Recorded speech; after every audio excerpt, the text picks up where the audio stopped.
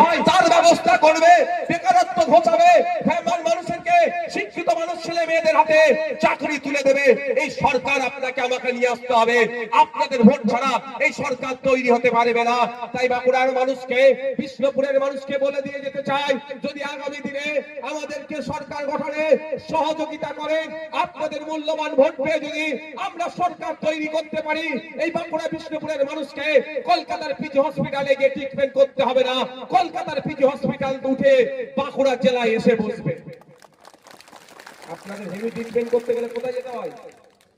হ্যাঁ, উড়িষ্যা, অনেকে উড়িষ্যা চলে যায় তো নাকি, নাহলে প্রাইভেট হসপিটাল, আর না হলে কলকাতা। আমি আপনাদের কথা দিয়ে যাচ্ছি, যদি আপনারা দায়িত্ব নিয়ে আমাদের ভোট দিয়ে আমাদেরকে বাংলা পরিচালনার দায়িত্ব দেন, আপনাদের কথা দিয়ে যাচ্ছি, আপনাদেরকে হেভি ট্রিটমেন্টের জন্য আর কলকাতার পিজি হসপিটাল আরজি কর চিত্তরঞ্জনে যেতে লাগবে না। কলকাতার আরজি কর চিত্তরঞ্জন মেডিকেলের মতো স্টার হসপিটাল আপনার জেলায় আমরা তৈরি করে দেবো।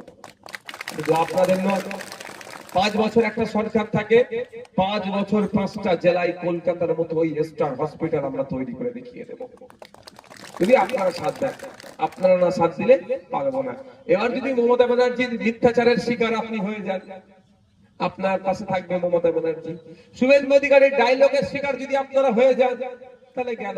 কেমন ডায়লগ দিচ্ছে, বলছে হিন্দু হিন্দু ভাই ভাই, ভালো কথা, আমি এর বিরোধিতা নয়, কিন্তু শুভেন্দু বাবু শুনেছি পেট্রোল পাম্প আছে, পেট্রোল পাম্পের উপরে লিখে দিতে পারে তো হিন্দু হিন্দু ভাই ভাই, মুসলমান খদ্দের জন্য তেল বিক্রি নাই। বলছি বুঝতে পারছো? ব্যবসার বেলায় সব আমার ভাই, সব সেকুলার।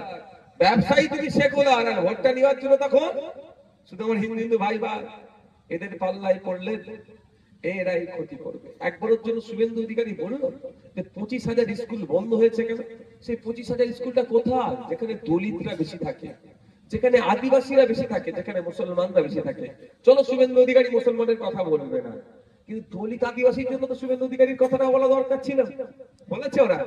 ওরা বলবে না, কারণ শুভেন্দু বাবু জানে যদি দলিত আদিবাসীরা শিক্ষিত হয়ে যায়, তাহলে শুভেন্দুর পরিবারের লোকজন পরবর্তীতে নেতা হলে তার মানবে না। আর মমতা ব্যানার্জি ভালো করে জানে যে স্কুল এখন থেকে বন্ধ করছে, যে নেতার ছেলে আমি নেতা বানাবো। বুঝতে পারছেন কি বলছি? নেতার ছেলে নেতা বানবে, আর আপনারা ভোটার ওর লাঠি আর বাহিনী তৈরি হবে। তাই এখন থেকে শিক্ষা না দিয়ে শেষ করে দাও, ধ্বংস কর। বন্ধুগণ, একটু আপনাকে ভাবতে হবে। ভোট